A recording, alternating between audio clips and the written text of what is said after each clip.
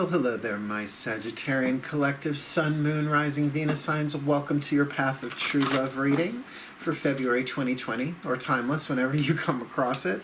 I am your reader, Mark Angelo Lyons, Mal for short, president of Drawing the Circle Productions, professional witch, professional intuitive. I'm very honored to be doing these readings for you today. If you are new to my channel, please do like this vid and subscribe to my channel, because I'm making my way to 1,000 subscribers so I can do super live chat and all other sorts of cool, fun stuff, including a little ditty called Drunk Tarot. There's a link in the description box if you want to see what Drunk Tarot is all about. Not something I do very often, but I figured I would do it once I got super live chat for fun for my subscribers.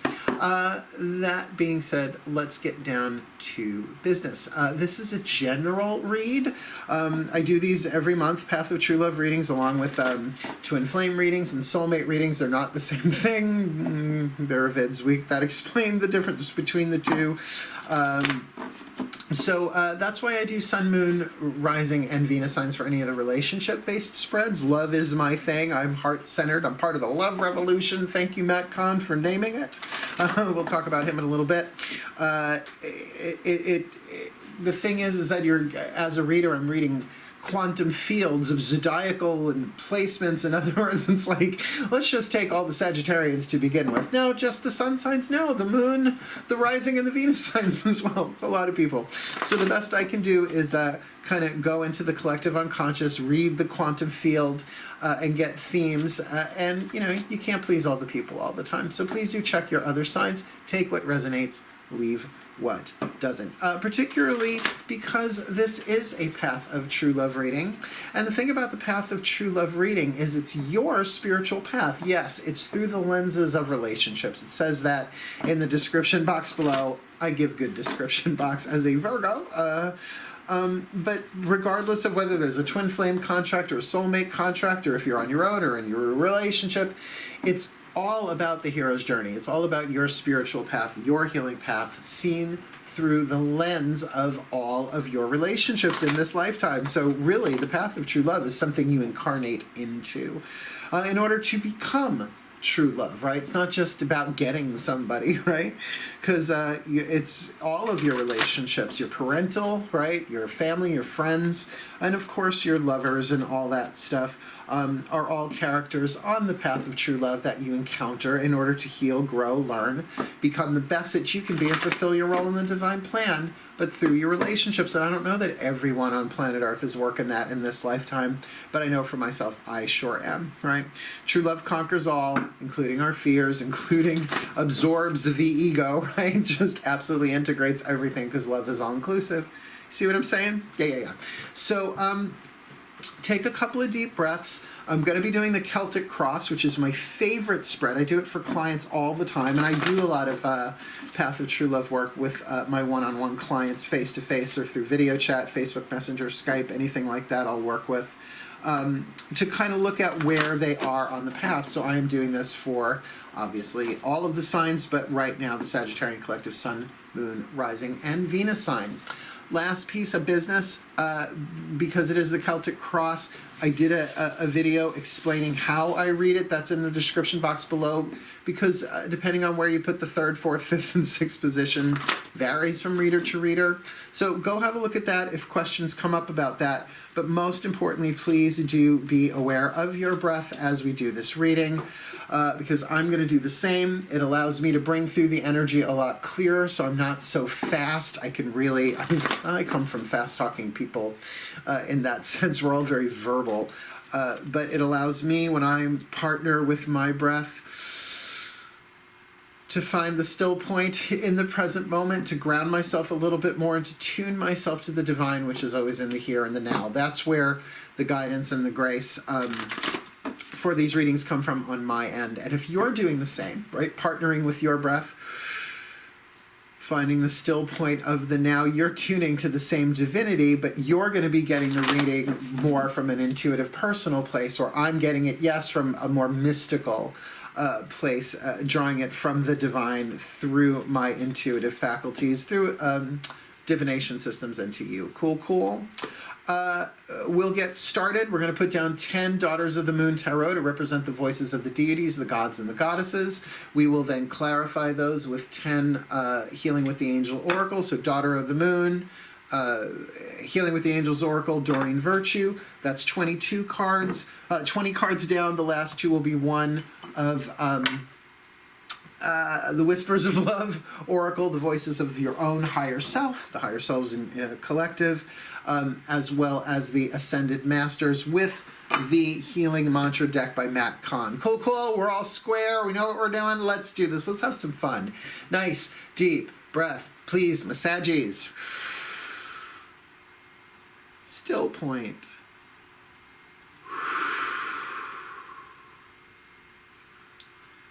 Oh, here we go. My gods and goddesses, I felt that. Please, top 10 cards, Celtic Cross. Please, show me the path of true love for the Sagittarian Collective Sun, Moon, Rising, Venus signs for February 2020. Where are the Sagittarian Collective Sun, Moon, Rising, Venus signs on the path of true love for February 2020, please? My gods and my goddesses, please. My gods and my goddesses, please. Right, one more butterfly. Sagittarian Collective Sun, Moon, Rising, Venus signs on the path of true love, February 2020. Clean cut, please. Ooh, close to a clean cut. I'm going to call that a clean cut. One. Maiden, Mother, Crone. Sorry. I don't like when they hang on the side of that, but that one did not let go, so I'm pretty sure I got it right. That right? That right? Yeah, that's right. Okay. I'm going to place them here so that I don't shuffle them as I go. They're in the exact order the shuffle was supposed to put them in. So let's have a go-see, shall we? Take a nice deep breath. We're going to start with card number 1, the cover. What is the card that covers you, representing the person I'm reading? Who is you? What do the gods say? Well, we are starting off with a major arcana card. That's been happening a lot today. The Hanged Man in this deck called Reversal. This is a feminist deck. So it's all women pretty much. I think there's like 1 or 2 male figures in the deck itself. But you may be familiar with the Hanged Man, particularly hanging upside down rather than from the neck. So this card is not about corporal punishment, right? It's not about being punished for something as much as it's about voluntarily inverting yourself, looking at things a different way. This is interesting. They just said to me, yeah, like even if you go to a therapist and they help you look at your childhood differently, it's sort of like that. It's particularly if we're already upside down and we turn ourselves right side up that way, so to speak, right? So we've never been seeing clearly, but we sacrifice. There's usually a piece of mental sacrifice, at least, belief system sacrifice. Letting something go. I mean, Odin hung from the Yggdrasil tree, the world tree, after plucking out his eyes, and you know, it's a classic image. It's classic. If you want to go back to Norse mythology, that's pretty ancient, kind of classic. But particularly in this tarot deck, we see this woman hanging from her knees over a river. The river moving in a direction, and her face above water is meditative, contemplative, perhaps even relaxing, but the reflection of her face in the water is one that is peaceful and with a peaceful smile and opening eyes. So this can even have to do with like kind of surrendering the conscious mind, going into something deeper, knowing within the soul. But always a sacrifice of point of view, right? When we get so attached to seeing things a certain way, to say, all right, let it go. Sort of like how children have to kind of grow up that way. They have to kind of let go of when I was a child, I played with childish things. Now that I am an adult, I put away the things of childhood, right? Childish games, childish toys, whatever. You get what I'm saying? That we have to let go of one in order to receive what new is coming in, like a baby tooth coming out. Tooth metaphor. So that's you, Hanged Man. Nothing new. Reverse card, reversal card, Major Arcana. Let's see, what is the cross? What's the situation, the environment that you are in? 2 of Blades, analysis. I like this because in this thing of analysis, of gathering information, the fencers, I call this card, it's Nu Qua, right? No, Mu, martial art kind of thing of fencing, back and forth, strategizing, which can very much take you out of the present moment. Necessary on the field, in the game, but makes sense that if you're sort of like, all right, all right, let me hang out, let me chill, let me see this differently, gonna sacrifice my way of looking things while going through a process of gathering information, perhaps playing out scenarios, analyzing. Analysis is about kind of looking at things in detail from different directions, but not necessarily drawing a conclusion yet, right? The Two of Blades is that fencing, it's that back and forth. So you know that if your partner comes at you this way, you're going to do that, that they're going to do that, so you're going to do that. That can also very much take you, like I said, out of the present moment. So be aware of your breath as you do that the mind does not carry you so far away that it's starting to freak you out, because it can do that by coming up with hypotheses and conclusions that are rather terrifying. That's what the mind does, right? It's mechanical in that sense. You know, the third eye, the name for the third eye in Sanskrit is Ajna, A-J-N-A. I've studied Sanskrit to an extent. It means servant. It doesn't act like one, does it? It acts like a master, almost dictating, right? How we scare ourselves when the mind goes on automatic mechanistic mode where it takes over us. And really check out the work of Eckhart Tolle. Power of Now is pretty much about that in a nutshell. Just saying, right? To be the silent witness, to witness the thoughts, which maybe that's exactly what this is. Right? You're going to be the hanged man. You're going to be reversal. You know what? I'm not going to let these thoughts possess me, but I'm going to watch them go by and have their little fencing match back and forth and back and forth and back and forth. You could do that for a while. I don't know that you could do that for an entire life without being a monk. Personally, I try and do my best to stay as aware and in the present moment as I can with that stuff, but, you know, still a soul in a human body. Let's see what's underneath this. Remember, we got 10 of these going down and then another 10 on top of them. So let's see what's going on in the third position. The third position is, for me, the core, not just the subconscious stuff at the foundation, but stuff really even in the soul, the divinity within, like what's going on in the client on a soul level, maybe a gut level, but maybe even deeper. What's in the core here? Second major arcana card, Temperance. First time this has come up in a little while, the card of Temperance. Now, if you're familiar with Temperance in other decks, you're used to one cup having one thing in it pouring into another. This is a little different. This is one cup with fire and one cup of water, looking at the balance, the alchemical transformative balance of fire and water creating steam. Because it has to be balanced. It takes a certain temperance, it takes a certain discipline, that's a really good word, right? To temper your anger, right? To temper steel, to temper eggs, right? So that they don't separate, so that they don't curdle in your recipe. It has to do with sometimes being very determinative, like very determined, very disciplined, very careful, and sometimes very slow. Like tempering is usually a slower process that allows a new thing to emerge from two things that would usually cancel themselves out, like fire and water. Because too much fire, the water evaporates. Too much water, the fire is extinguished. So how do you find the balance there to make steam power? For example, you would have to insert earth, right? Like a piece of metal. Got that? So interesting. In the internal, there's an internal balancing and discipline. This feels very meditative. Particularly because of that that analysis card, the Two of Blades, often talking about indecision, right? But in a mental way, it's like, but a lot of, I wouldn't say overthinking. That's more in the 8 and the 9 towards the end of the suit of Blades. But trying to bring that all into balance through some sort of internal exploration, probably a good way to say it. I'm going to surrender and let go and just see what's going on deeper inside of me. And with that comes discipline, which often indicates practice.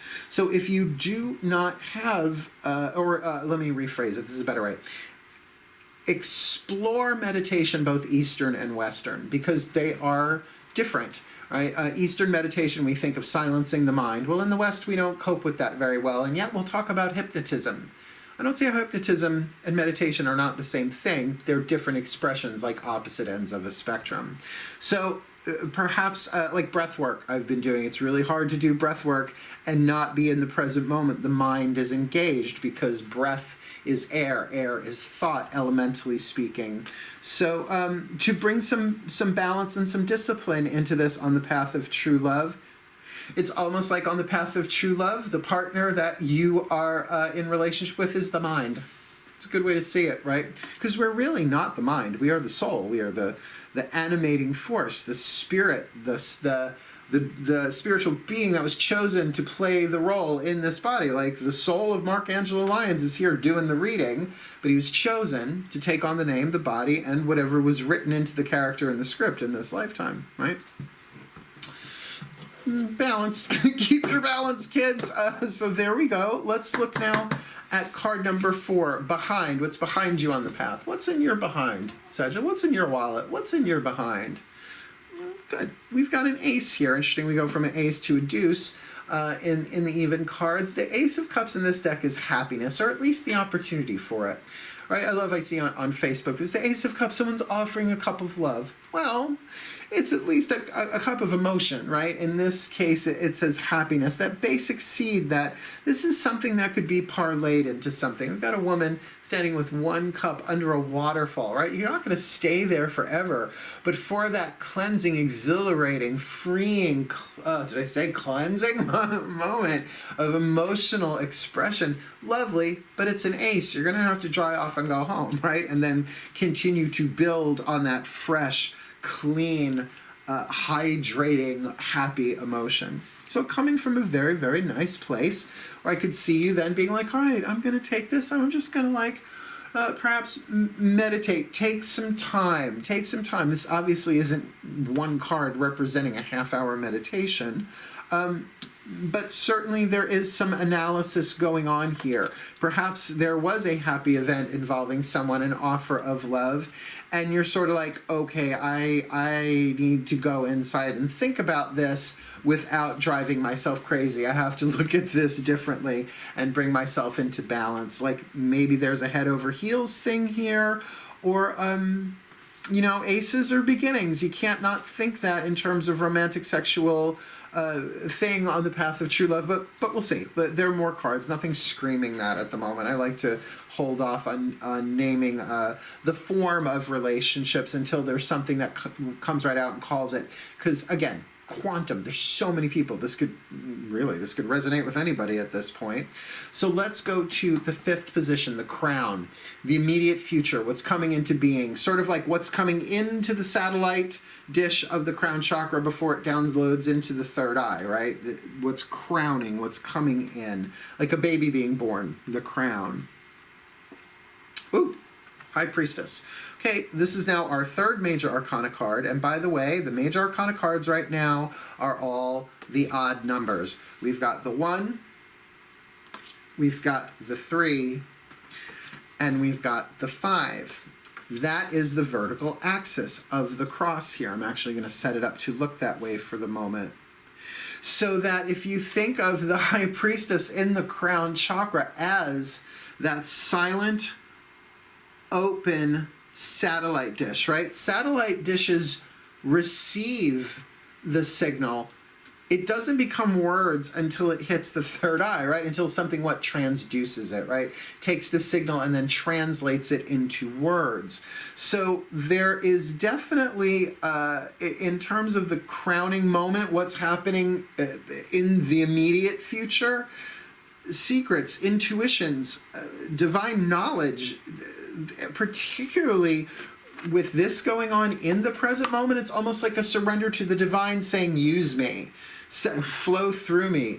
I mean, it's been years since I had my Reiki stuff activated, but it is that. You go through an initiation, right? A High Priestess must be initiated as a novice in the beginning, right? In order to become a channel, a vessel for the divine to work through. What is a priest or a priestess but a vessel, a channel through which divine energy flows? Now, that's true of all of us. Divine energy flows through all of us. But this is working more intuitively and with the secret knowledge or the mysteries of the divine, hence mysticism. Really surrendering to it, willing to sacrifice. And remember, Odin poked out an eye to get the runes and poems and knowledge and vision and all of that. Read the myth, you know. That's why he's always got the eye patch. Is it the left eye or the right? Oh, don't drag me. I can't remember right now. I'm very nonlinear. Excuse me. I'm very nonlinear right now. I'm reading. And keeping in mind that to have that balance and that discipline, you know, I have been prone to visions my whole life. Thank God I don't get very long ones. I have like visionettes, little quickies, so they don't drive me crazy. But I've had to learn to keep my fucking mouth shut, right? That is definitely I was a high priest for years and years and years in my coven. I'm retired now. I'm an elder. But of course that takes the discipline, the internal discipline. Like, for instance, when it's revealed to you that we're all one and not just we are the world, we are the children, but that atomically, subatomic, particle-wise, the quantum field, there's only one of us. That's unity consciousness. That can absolutely destroy your worldview like that, because you thought everything was separate till you have a direct experience. That takes an interior scaffolding, circuitry, infrastructure, great word, psychologically and spiritually, not to mention energetically, to handle that sort of stuff. So look, 3 out of 5 cards down, Celtic Cross, you got major arcana cards. This is a big deal. And why wouldn't it be? Your Sagittarius 9th house, expansion, particularly spiritual expansion, because ruled by Jupiter. Just saying, you mutable fires. What's coming up in what lay before you on the path, the future connected. But as I just showed you, the 1, the 3, and the 5 are all connected. Well, the 4, the 2, and the 6, the even numbers are connected. And here we have a court card, the Maiden of Flames, the Aries card. Now, it's been interesting these past couple of readings. The 6 positions have all had court cards in them. So I am prone to leaning towards that, not necessarily always being a person, and certainly if it is a person, not necessarily the sun sign of whatever zodiac is presented. It's a little on the nose. My job is to interpret the zodiacal energy for you. I do have a background in astrology. So let's say this is a person. If this is a person, if they are not an Aries, Sun, Moon, Rising, Venus, who cares? Who cares? Because you're going to meet somebody that usually don't have their natal chart tattooed on their forehead. But it can certainly be someone who initiates, right? Cardinal fire, creative, leadership, perhaps a bit egoic, who isn't, but more, one would think, more dominant ego that way. Maybe a touch narcissistic in terms of the overt, right? Also the baby of the zodiac, the first sign. So can be a little infantile, childlike is the better side of that, right? It's like childish, childlike. You want to, everybody kind of needs to be a little bit more childlike in their life to be happy, that freedom, that innocence. But it can also represent that first house energy within your life in general of a new beginning, particularly that we've got an ace behind you with this Ace of Cups, with an analysis considering that there is this surrender.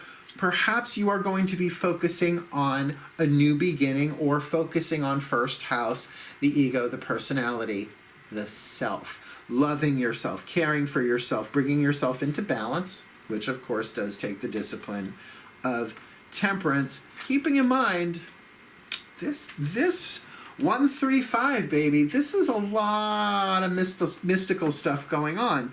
You might need to isolate a little bit. You might need to pull back, take care of you, check your own sanity, man. The shadow side of mysticism is madness, because you're really seeing things that challenge not just your worldview, but your belief system. So keep in mind, there's a difference between madness and insanity. Insanity seems to be purely psychological. Madness usually involves a touch of the divine. There are artists who are touched by the divine that are not necessarily crazy. They're all mad, you see. You know what I'm saying? A little touched. Sometimes, like, do we have the infrastructure, the strength to handle the power of a single vision? Like, can we have just one vision? We want to be visionaries. We have to be able to hold that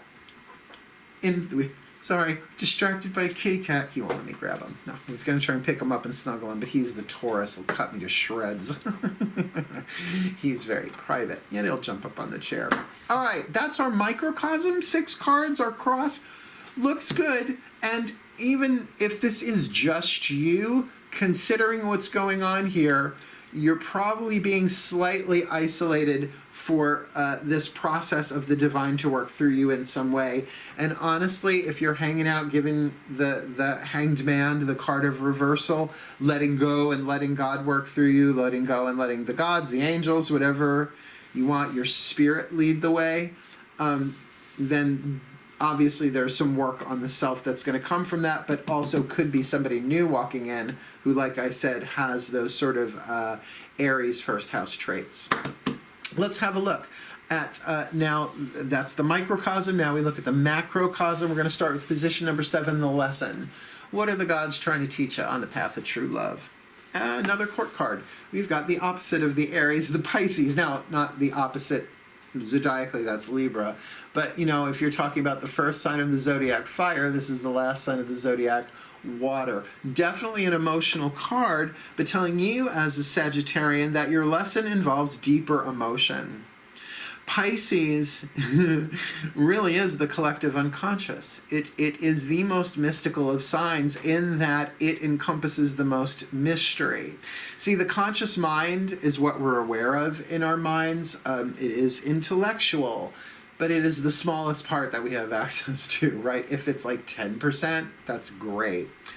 But then we have the subconscious mind, right? The subconscious mind is sort of like the river Styx. If you're standing on top of an iceberg, right? It's only the tip that makes it above the iceberg. The tip is sort of like the conscious mind, right? That little bit, boop, pointing out, I mean, even if it's 100 feet high, still the smallest part of it. You can look down the side and see under the water a little bit. That's like the subconscious. But Pisces is the ocean upon which, in which the iceberg floats. It feels bottomless, right? That's the collective unconscious. That's that empathic, intuitive stuff that connects all of us. So if you have any empathic skill, and I don't mean the social empathy of understanding and feeling for people, I mean that energetic sensitivity where you feel someone else's emotions in your nervous system. It's how I was born.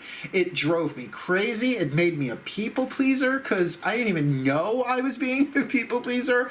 I just knew that people would be in a snit and I would feel it in my body. I would instantly subconsciously translate it that was their opinion about me, so I would do fucking cartwheels to make them feel better so that I could feel better in my own body when their energy changed. It's a foundation for codependence, not to mention incredibly manipulative on my part. Didn't know I was doing it, right? So the lesson here, the 7th position, get in touch with your emotions. Get in touch with your deeper feelings, which, hello, might very well be what this card of surrender is about. And let's not kid ourselves. The High Priestess is ruled by the card of the moon, the crescent moon, the waxing moon. And also balancing your emotions, water, with your desires, fire. So there's a lot going on here. And if this is really about you focusing on yourself, you might need to take a little time out. Now, there are so many other cards that got to hit the table. I'm not a conclusion jumper that way. But this is the mermaid, man. This is a Mamiwatu, M-A-M-I-W-A-T-U, the mermaid. So think of the depths, right? That yes, she can come up and breathe air, but that she can also touch the bottom of the ocean. Get in touch. There's a lesson here. The position is the lesson, has to do with deep emotions. Keeping in mind that some of the emotions that you're feeling might not be purely yours. 2% of them might be yours. 98% of them might be what's being released in the collective, coming up and out through you. Talk about surrender to the divine. It's like we think we're going to be put to work, you know, soup kitchens, and blessed be, that kind of charity work is amazing. I'm doing spiritual counseling for free for decades. I get paid for it too, but you know, you don't turn people away. What if the service that you're rendering unto the divine is to process the emotions of, in other words, let anger flow through me if it keeps somebody from smacking their kid, right? You know, let this grief process through me. I am strong enough, I am balanced, I am disciplined enough if it keeps somebody from offing themselves, right? It's that kind of stuff. Hold on one second, I got kitty scratching over here. Sorry about that, it's a little after 7 p.m. It's my kitty cat's dinner time. They can wait. They're not starving, they just needed some more bits in their bowl to tide them over. They're all bowling balls, all 3 of them. I love my boys. And now, right, my milky head. This little owl cat, he's got those big eyes. Come sit with me, sweetheart. I'll get you dinner in a little bit. Motherhood. It never ends. Right? So, your lesson, something emotional, deeper 12th house stuff. Yeah. I could see you doing the hanged man thing just to like get in deeper. What's going on inside of me? But you're being prepared, developed, balanced, tempered. Look up tempered steel. Look what they do to tempered steel. It's a little terrifying. Position number 8. How the world sees you from the outside looking in horizontally, right? Now remember, this is how the world sees you, not necessarily how you are. Though it is true we can't always see ourselves and we're not always aware of how we appear in situations. But also people project things onto people. So you do not have to accept how other people see you, but if you see a consistent theme, take it into consideration, right? So from the outside looking in, very helpful. I think it's like, oh, that's why they're being that way. They think that, that's how they see me. Oh, makes sense, right? So how does the world see you? Interesting. Now, I'm going to say the word written on the card, don't freak out. It's called manipulation, but manipulation is neutral. You have a headache, you take an aspirin, you manipulated yourself, right? Forest fire, you say a prayer, you pour water on it, manipulation, right? This, however, is mental manipulation. So, like I said before, now the 2 is a little bit lighter than the 6 in this case, but meditation, prayer, therapy, reading, education, anything that spins the mind. Now this card specifically has no negative position. It's the same no matter how you look at it because of the neutral nature, a little hard to say, the neutral nature of manipulation. But when you take it particularly into the realm of the mind, this is very much about how others see you, at least in terms of somebody who is thinking, who is processing, who is taking time to see things differently, manipulating the mind. Now, the Hanged Man reversal in this deck isn't always purely mental, but how often is the thing we need to sacrifice, let go of, an idea or a concept or a conclusion, a point of view that we have become over-identified with? Well, I use this more for the Tower card because I think it's appropriate. But let's say someone doesn't believe in ghosts their whole lives, and then one day one shows up at the foot of the bed, scares the crap out of them, and it's like a real deal. Well, however many decades of not believing in ghosts, gone in a second. If they were really identified with that, that might even leave them with a sense of loss of identity. Well, when it's voluntarily surrendered, the Tower, it just sort of happens like that. You get struck by lightning. But certainly that is a manipulation, seeing things differently, which bears out. I think people will get that. And sometimes they people, I'm just going through a little introspection. I've been thinking about things, looking at life differently. You know, just start talking philosophy with people. They'll get that. They'll get the gist of that, as it were. Let's look at your card number 9, your destiny. Now, this doesn't tell you what your destiny is on the path of true love for February, but it shows you where you are on the hero's journey of alchemizing fate, which you cannot change, into destiny, what grows out of it if you take the journey, learn, heal, grow, become the best that you can be, fulfill your role in the divine plan. The hero's journey, read all of it. Read about it. Joseph Campbell.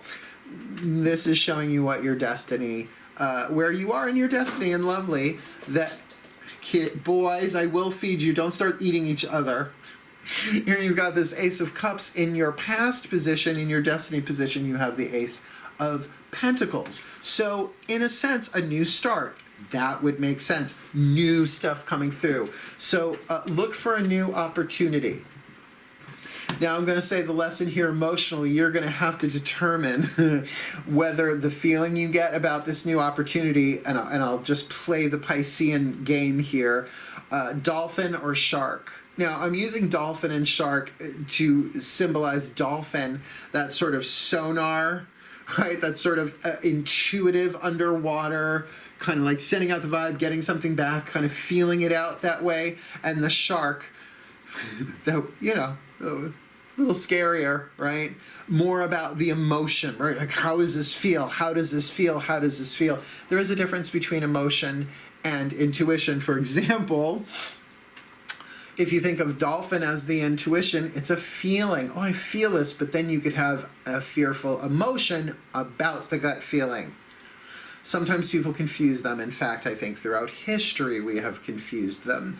So get that the lower three chakras are usually telling you something energetically going on in the physical world. The heart, the throat, the third eye, and the crown, the personal world, it's called the second level of power, the interior world, kind of tell you more your alchemical balance with how you're feeling about it, what you're ready for, right? How you feel about emotionally, what you'll choose, what you think, and your spirituality all kind of blended together. So with this Piscean thing, really kind of sussing out how you feel about this, you might have to spin a little bit. You might have to kind of play with the mind a little bit, because an ace is a seed. The Ace of Pentacles, I have always said, feels like a healthy acorn, right? Within every acorn is an oak tree that, if given the chance to grow and fulfill its destiny, creates billions of acorns over its lifetime, each with another little potential oak tree inside of it. But you could also crack it under your heel, right? You could feed it to a squirrel, you could toss it in the garbage. But if you plant it and nurture it, you will die before it does, right? If it's tended and taken care of. So massive potential here, but may not look that way. It might be something more that you feel and sense. You with me? Last card down for this first round. And if you're going to end with a card, end with the last card in the major arcana. There is Shakti, the life dancer, the world or the universe. I always feel like this card says all's well that ends well, except that it is cyclic. The card after this would be the Fool, in this deck the Dreamer, and then we would start the cycle all over again. So there is something completing here in the 10th position. I kind of love when the universe card ends up in the outcome, because particularly with this Ace of Pentacles, a new beginning, a new opportunity in destiny, you are certainly being prepared for something. And I think that card of temperance internally, that discipline, that tempering, you are being prepared. You're being, in a sense, balanced and transformed for the new journey, which really cements for me, to an extent, that this Aries card in your 6th position, what lay before you on the path, is more about self-work and taking care of yourself, loving yourself. That said, let's take the Doreen Virtue Healing with the Angels deck and get 10 of those, shall we? One at a time. Nice deep breath. I need another. Still point. My angels, I feel you. Please, top 10 cards, Celtic Cross. For this Aries collective. Sun, Moon, Rising, Venus signs. On the path of true love. For February 2020, please, my angels. What's going on for the Sag collective on the path of true love? Can you show me the path of true love for the Sagittarian collective? Sun, Moon, Rising, Venus signs. February 2020. Please, Maiden, Mother, Crone. Very fast. Not as many cards, that's why. Shall we? Let's see what the archangels and angels have to say about this card of surrender, the Hanged Man, reversal. The angels are talking about reversal for a new beginning. There we go. Here's your new beginning, part of your destiny. The thing is you might not be aware that it's coming. So the angels are kind of saying, it's like, yeah, you need to look at things differently. You are being prepared for a new beginning on the path of true love, which certainly does indicate either a radical new insight of seeing it differently or somebody new coming into the picture. That somebody new could certainly be this Aries or this Pisces. Could be anybody at this point, but let's keep going and see what else is going on there. That pretty much clicks in with the new beginning feeling that we've been getting. The analysis, let's not forget that fencing, even the fencers back and forth, gathering information, strategizing back and forth, not necessarily action being taken. What do the angels say? Children. Now, a couple of different interpretations for that. Remember, this is a very wide quantum field that I'm mining here. Yeah, could be literal kids. Not really getting that for everybody, though. So much as, again, I think we're looking at the child archetype. Everybody has the child archetype, where one of the fencers is the innocent light side of the archetype, the childlike, the other the lead side, the darker, the shadow child-ish, and sort of battling that out, those two forces, because the child in its light, the inner child, the divine child of the heart has its innocence intact, is love, wants to love, sees things with fresh eyes, believes everything is possible. The wounded child, the shadow child, the hurt child, I mean, even the wounded child has its shadow and light, right? So I don't want to say the wounded child is all negative. The light side of the light attribute of the wounded child is someone who's healing and helping other wounded children heal, right? This kind of feels like this analysis is this going back and forth between innocent love and terrified fear, right? There's a new beginning coming. I might lose. Kids don't like to lose anything. They don't even like to lose teeth. So you got to put shit under a pillow so that a fairy will give them money. I mean, talk about a rigged game. That's fucked up. That's like a racket, a fairy racket. I don't trust the fae. I've got fae blood in me. I think I trust the fae. They steal babies. Everybody forgets. They're neutral. They're good. They're not evil. They're nature. They're neutral. Sorry, I have my opinions. Thank you, Terry Pratchett. So this thing, and yes, of course, there's analysis that there's children involved somehow here. But even then, check the child of your heart. Talk to that child of your heart. There might very well be a fear of loss in there that might be muddying the intuitive waters for you. Yeah, the inner child work, I think, is essential. It's been around at least since the 80s. You could start with John Bradshaw, Homecoming, but then, please, even if you put inner child meditation into YouTube, you'll get 10 billion different variations on meditation. Just saying, it's not a new thing. What's going on at the core? Remember, we've got this discipline. And was saying before, something meditative here, particularly with the surrender of the hanged man, with that analysis, right? Going deeper into a process of discipline. Maybe there's a meditative element in here. Interestingly enough, we've got one of the Vegas cards in this deck, the card of music. Now, music, it's funny, has a tempo, and we're looking at temperance, right? The tempo is the discipline, the beat, the pace at which the song, the music plays itself out. There are changes in tempo, certainly in theater, but even in music, where all of a sudden it's like, break it down, right? It'll take a totally different speed. This is talking about a very specific period of internal time that plays out like a song. Now, they're throwing on top of that if you keep hearing the same song over and over and over again, pay attention, particularly when it's stuck in your head. That's one way. But music that balances you, to perhaps take up that thing. If you're not a composer, if you're not a songwriter, if you are, that could very much be a way of you bringing your fire, desire, and emotions into play, but also listening to evocative music will always be helpful. Evocative, meaning that it's going to help bring up the emotions as well as trigger desires. Keep in mind, what I love about the card of music, and this is when I asked my angels, I'm like, what does that card mean to you? And they're like, everything in life is a song. It has a beginning, a middle, and end, and usually segues into another one, right? Don't you have parts of your life that are really typified by an album? Oh my God, Fleetwood Mac Rumors. Globe Sessions, Sheryl Crow. Like, I can think of a bunch of them that are just really like certain epochs in my life, certain phases that I went through.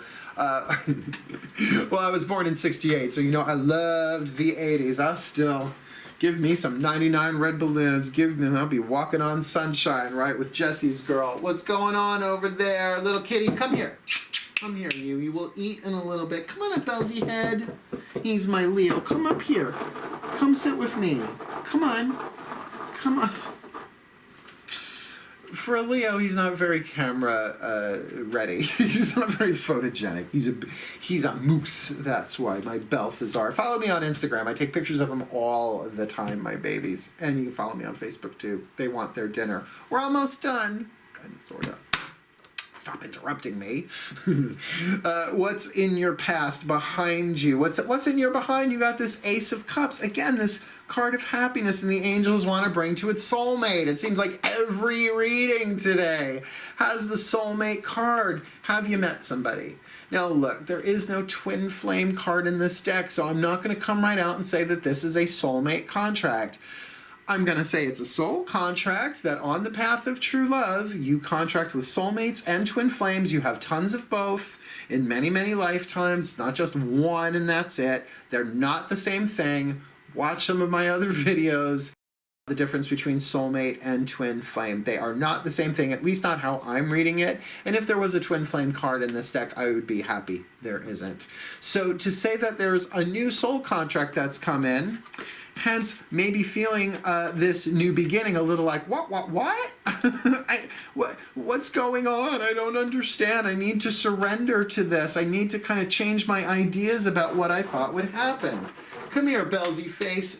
Getting into trouble for. It's not like you. They're hungry. If I stop and feed them. Come here. Here, you want to see him? Oh my God, he's a moose. Can you see the size of this moose? It's a Belsy moose. He should have his own star system. Belsy moose. This is my boy. Will you lay down for me? Oh, you grunter. Come on, lay down with Mama. Lay down for Mama. Nope, fuck that. Okay.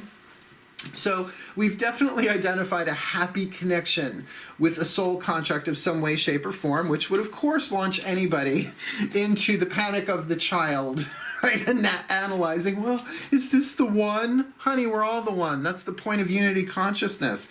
You're always going to find the one in somebody if you look deep enough. Have you found it within yourself? Let's move along. High Priestess, 5th position. Great, big, huge. Let's not forget, you've got this line of major arcana cards, and you end with one. So 4 out of 6 is a lot of major arcana cards for a 10-card spread. So what's this High Priestess about, my angels? Another one that keeps popping up. I shuffle the crap out of these cards. Even in between when the camera's not on, I shuffle the cards to clear them. Enchantment. Something is not as it appears to be. So the mystery of the High Priestess, of what's downloading into you, you might not even be aware of it. Something's going on. Go to your gods, go with humility, make a prayer. Excuse me, what's going on? Can you help me? All of a sudden I'm channeling Madeline Kahn. Would you please step on the same foot at the same time? My tits are falling off. Enchantment means that things are not as they appear to be. It's a unicorn in the card, right? Oh, unicorn, it's so beautiful, it's so innocent.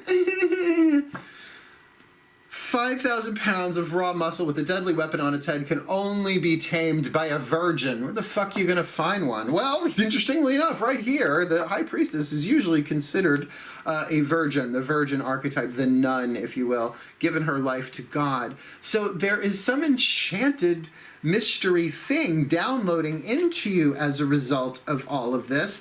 I would try and prolong this hanging out as long as possible to allow that to fully download, for that inner child to calm down, right? Just to kind of say, honey, there's no guarantees in anything in life, but I love you. No matter what happens in this relationship, I'm here. Now, does this indicate this is romantic sexual? Kind of feeling that way at this point, but let's keep going because it may not be for everybody in this. It's just a new beginning with a soul contract. But bringing you into the 6th position of the Aries, again, feels like this happiness, this seed, this emotion has already happened. Maybe you're experiencing it emotionally before it shows up physically, but this is already in your destiny. It feels like this person's already showed up. This could be the person. Does not mean that they're an Aries, but I would say with the fire element there, that there is something of like kind there. There is definitely a simpatico. What do the angels say about this? That for an Aries, that there is a balance here. That they balance you out in some way, that you balance them out. And keeping in mind, we've got this fire here inside of you that's balancing itself with water, with that card of temperance through discipline. Hold on one second. This is ridiculous. Be right back. I had to give them temptations. This is the only way to tide them over. I would eat sooner if you'd let me finish. Kids. What are you going to do? What's the deal with these kids today? Sorry. To pick up where we left off, funny, interesting, the baby of the zodiac, the Aries there, that what's in before you on the path here is this Aries that can balance you out, or this is about you bringing yourself into balance as a result of this internal reflection going within, surrendering to the divine. Keep in mind, there's this enchanted high priestess thing going on here, which feels very solitary, very much turning within, dealing with the intuition, but things are not as they appear to be. This may very well be about you finding your own internal balance. Remember, this is all aces in this soulmate contract. You're probably having the experience of being your own soulmate to bring yourself into balance, to prepare yourself, particularly with this card of temperance in your third position. Very interesting microcosm. Let's look to the macro. In the position of the lesson, again, we've got a Pisces. Yes, this can be a person. It can be someone who is emotional. That is a test. That is a lesson. Not really what I'm getting. I think this is more about your emotions, your intuition, and you learning those two different fishes within you. You know, that's why I like dolphin and shark, because technically dolphin ain't a fish. It's a mammal. Well, it's not technically. It is a mammal, right? So that sonar, that intuitional part of it, and then the shark being more of the emotions that can devour us, so to speak. Really finding, well, that balance there might very well be part of your lesson in all of this. So what do the angels have to say about that? About ideas and inspiration. Now, here's the thing. The moment you have a thought that triggers an emotion, the hypothalamus creates a chemical in the brain that shoots into every cell of your body that fast, right? That's why you can be watching a movie and oh, something scary. I'm sorry, did I make you jump, right? Adrenaline, that fast, right? Or endorphin, endorphins. Annette Benning, postcards from the edge. That still cracks me up, apparently, right? So there are ideas and inspiration here that may be triggering both emotion and intuition. Your lesson may be how much of this is fantasy, how much of this is intuition. Because, look, we all want that exciting, thrilling path of true love deal, and the desire to want it that may very well be in this temperance here is probably a form of intuition saying, yeah, this is written for you, but the how, the when, and the where of it can be very easily distorted by ideas. But if it is truly inspired, that means it's coming from spirit, and you're sensing something that has an intuitive consistency about it. A certain feeling, not necessarily an emotion that waxes and wanes and changes with every situation that comes by, particularly those imagined in your head. It's a big lesson. From the outside looking in, we got this card of manipulation, mental manipulation. Now, looking at this, ideas and inspiration here in your lesson, maybe you are driving yourself crazy. Maybe you've just spun your mind on this, overthought it to the point where you are actually manipulating yourself, hopefully in a good way, to the point where people are seeing it and sensing it from the outside looking in. What do the angels say? Well, the angels say that you have support. And I'm feeling not just of the angels, the gods, the masters, the higher selves of all involved, but also the support of those in your circle, like the people who get you. They are supporting you in this mental change that you're going through. Just to keep in mind, sixes are numbers of harmony and balance, right? So the Six of Blades is the gondola, Rider-Waite Tarot, going from choppy water in the boat to the smooth water. So can be a card of therapy, of communication, but bringing the mind into balance, particularly if that child, sorry, let me grab the child card there. The child card with this analysis might be either really, really excited, really, really wound up, or really, really, really afraid. And both are possible, right? To have both even at the same time, that's the risk. That's the risk on the path of true love. Do I take the risk that I might lose, that I might not get what I want? Or am I willing to take the ride? Because your destiny, right now, where you are on the path of true love, in terms of your destiny manifesting, is this Ace of Pentacles. Really, I think, matching this card in the past. You think you've met this person already. You may not have engaged. Maybe that's it. Maybe that's it. It's like you're like, I think I've met somebody. I think I've met someone I have a soul contract with. You probably don't use that language. Pretty much only readers do that I'm aware of. And those who are really into the process, living the process consciously. So you might be kind of like, contemplating this new beginning. This is starting to click. I think you met somebody. At least they're in your subconscious energy field. Preparing yourself, but just know that if you are moving towards healing and mental balance, you have the support of the divine, because this is part of your destiny, fate, becoming destiny on the hero's journey from the gods with serenity. Lovely. Look, there are things you can't change, there are things you can. Do you know the difference? That's the Serenity Prayer. My version of the Serenity Prayer is a little bit more edgy. Oh, dear God, Goddess, all that is, Zeus, Buddha, Jesus, Zan, Jaina, King Kong, whoever. Grant me the serenity to accept this crazy shit I can't do anything about, the courage to change what's going on in my own energy field through breath, through prayer, through healing, through whatever, and the wisdom to know the difference between inner, what I can change, outer, what I can't. And considering the card of manipulation being in the mind, that's something that you can change. You can change the way that you're thinking about this, right? You can surrender to it. You can analyze it as much as you want, but understand, like a song you are going through, you are being prepared, tempered, disciplined, going through absolutely some process preparing you on the path of true love, but that with serenity, chill. The child may freak out. Talk to that child. Calm the child down. Deal with the emotions. Give it ideas and inspirations. Honey, no matter what comes, I'm here. I love you. Whether we gain all, lose all, gain some, lose some, I'm here. I love you. No matter what happens, I will never abandon you. Love that child of your heart. Tend to your own emotions. Think of your heart chakra as the inner child.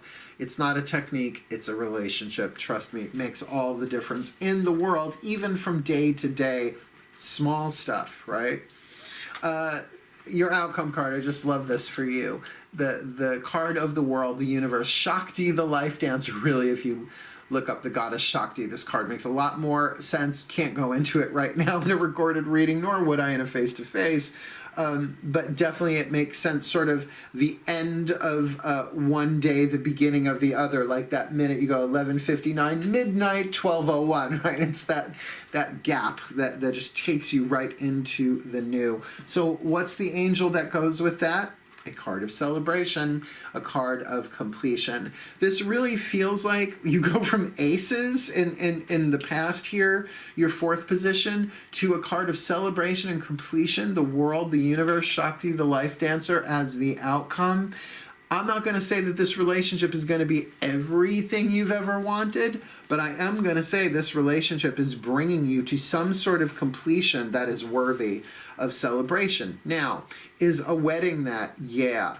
Is a birthday that? Yeah. Is an anniversary that? Yeah. But it can just be the celebration of Shakti, the life dancer, the dance of life, from the old to the new, erosion and renewal. Perhaps the gods have restored what the locusts have eaten, and there is cause for celebration in the land. Yay! right? Lovely, lovely, lovely, lovely on the path of true love. We've got 2 more cards to lay down, lovely Celtic cross. But let's ask your higher self now for a Whisper of Love Oracle card so that we can get some clarity here for you on the path. Nice deep breath, please. Still point. The higher selves of all involved, please, 1 card in clarity for this Sagittarian collective, Sun, Moon, Rising, Venus sign on the path of true love. For February 2020, please, the higher selves of all involved, 1 card, a Whisper of Love. There we go. For this Sagittarian collective, Sun, Moon, Rising, Venus sign on the path of true love, February 2020. Romance. It says right on the card, romance. Romance. Now we know, lavish the one that you love with your personal attention and affection. Look, romance is an incredibly powerful vibration, could heal the world. Can you imagine everybody falling into a true love romance thing? Oh, crime would end, war would end, everybody would be way too busy. And granted, this is February, it's Valentine's month. So your higher self is literally telling you there, lavish the one that you love with your personal attention and affection, but I would highly suggest that as you do that, you are being very, very balanced, very clear, and easy and gentle, even serene about it, right? To not be like this, to be like this, to be gentle and calm and go with the flow with this, right? What's the healing mantra? From Matt Kahn, the healing mantra deck. Hey, Sabbers. Oh, we got all 3 of the cats came to visit me today. Come here, buddy. Do you want to come up? Nope, not at all. Never work with children or animals. Mine are both.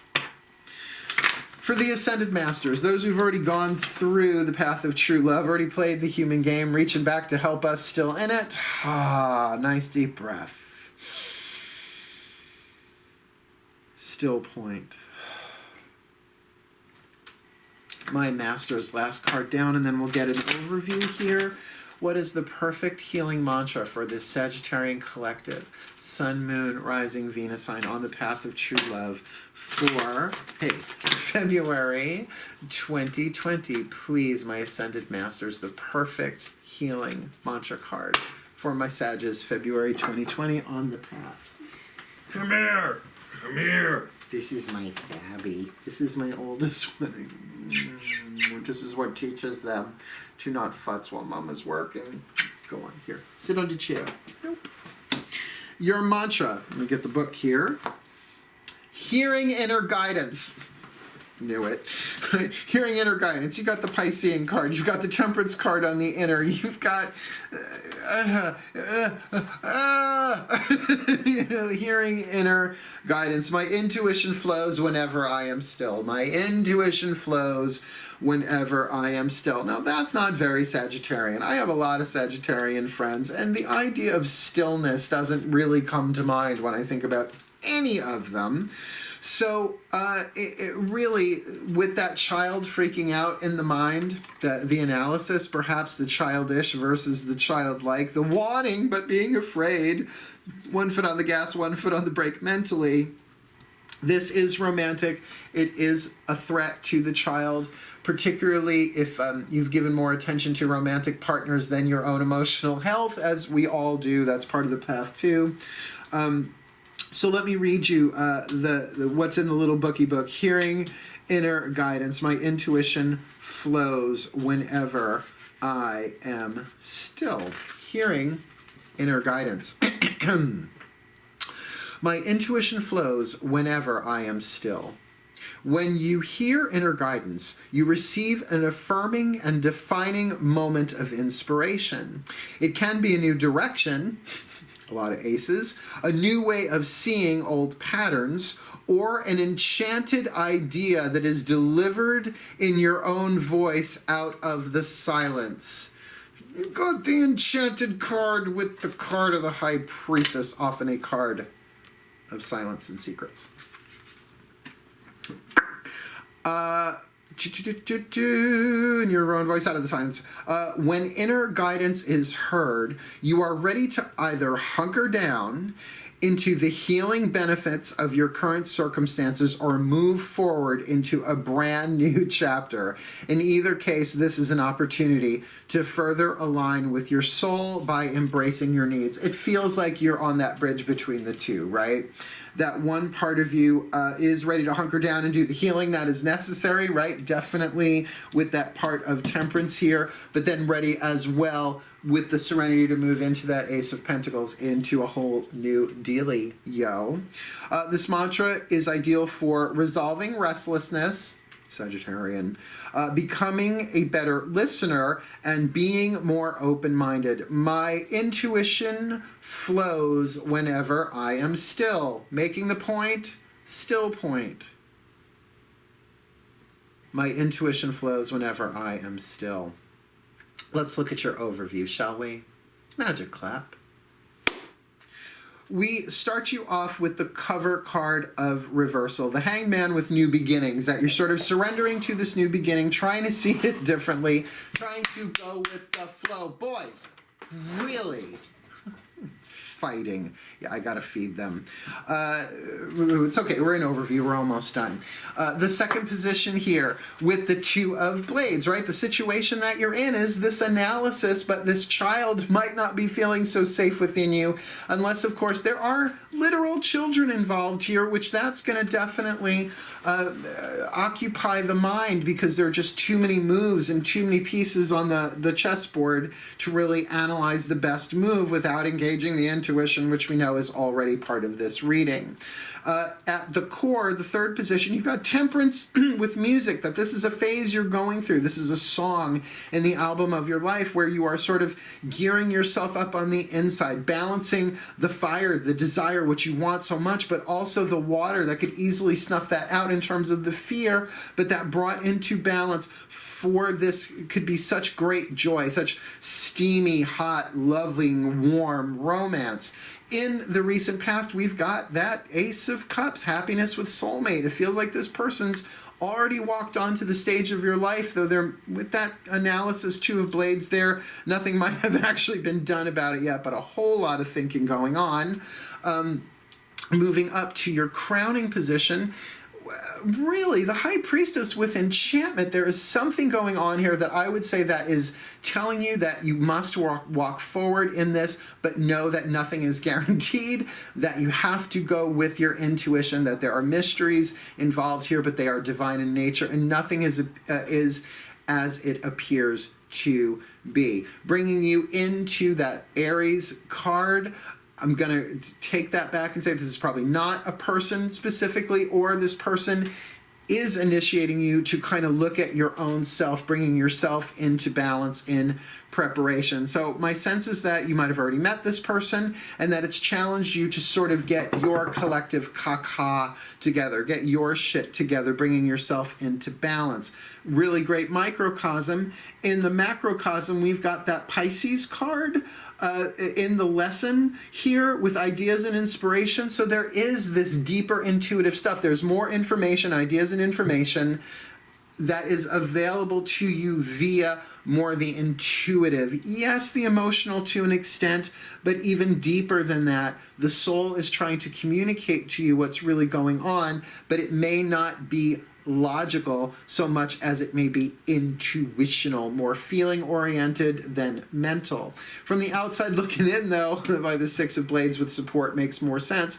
That yes, you are being supported through the mental gymnastics of what you are going through, and maybe that's for the best, that we all have thoughts and belief systems that shift and change as we grow. So anything that you're doing for your own mental balance, number of balance and harmony, whether it's journaling, communicating, anything, counseling, prayer, meditation, any of that shifting and healing of the mind, you are being supported from the outside looking in.